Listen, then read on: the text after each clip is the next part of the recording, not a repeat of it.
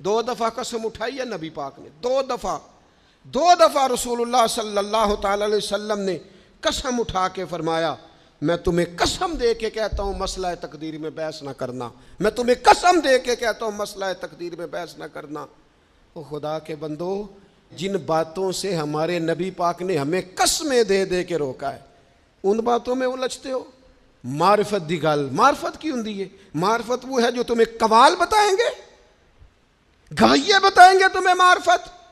हमारा कवाल जी रात को जी वो तौहीद बयान करता है, वो कुफर बकता है जालिम, और तुम कुफर सुनते हो।